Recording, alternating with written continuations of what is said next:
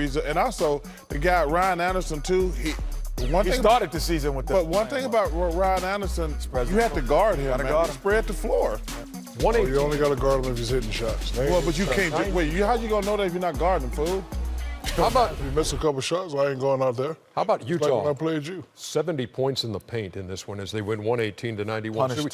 So we heard Reggie Miller talking during the telecast, and he said, "Look, this may not be a playoff team, the Houston Rockets. No doubt. Unless they do something." But again, it's relatively early, a quarter of the way into the season.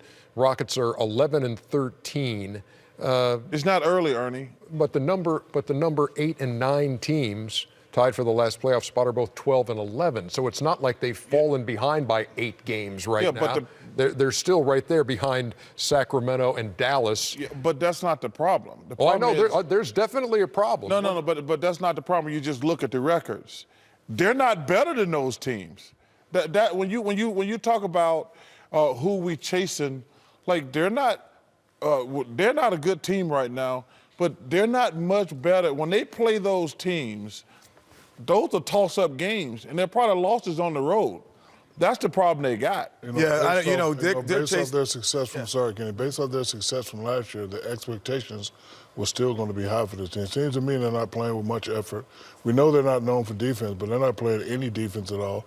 And they're the type that when they're not hitting shots, they just said, you know what, we're just going to, run through the motions. Yeah, I would say when you're chasing Minnesota, New Orleans, Utah, and then you have San Antonio on your heels, I would agree with Chuck that they're not better than those teams. They're not right now. They're not playing. And let me say this about that. I'm sorry to interrupt you, kid. That trade was great for both teams. That Minnesota trade, it was great for the Sixers and it was great for Minnesota. There's not often trades work out good for both teams. The Sixers had to do something, and Covington and Sark are good players, without question. And so what you say is, well, what's missing from your team?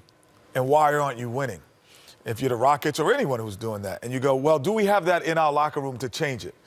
And you go, no, because what the Rockets are mentioning, again, you just said how many points in the paint? Oh, it was 70-42. 70-42 in the paint. Because and those are a lot of driving baskets, which Trevor Ariza, Abute would cover. Those guys cover the perimeter, and they can cover the three-point line. So then you put that with P.J. Tucker, you add that in, and all of a sudden you were a tough defensive team with 2 offensive players and that were pretty darn tough to handle, and Chris Paul and James Harden. Now you're not that. And then when you throw Eric Gordon in and you could just kind of move him out and move it and take Chris Paul or Harden, you don't have that luxury anymore because you're not tough enough on the perimeter to defend the 3 anymore. And also, then you're like the Rockets were 2-3 years ago. And you factor in what guys like Ariza, Ryan Anderson, Luke Moabute, I think that's how you pronounce his name. Moabute. Ernie, the floor is shrinking on those guys. So they can cheat off those other guys. But also, Eric Gordon was in the conversation for the best 6th man. Now he's basically a starter. So you weaken your bench. And that's one of the things, we talk about their bench is awful. Yeah, dead last in bench points, and they were last year 7th in defensive rating, 25th this year. Because they got rid of Lou Williams, and they had both Lou Williams and Eric Gordon. Are they going to make the playoffs, Chuck? I think Daryl Morey is too. I think they're going to make a trade.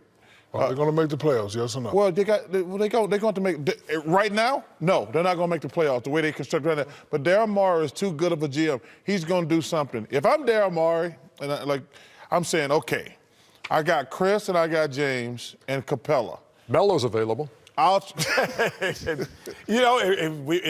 that's what we were saying. Is it his fault?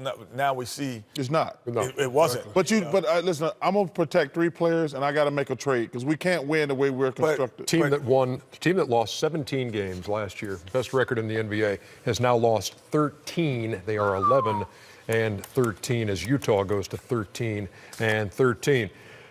All right.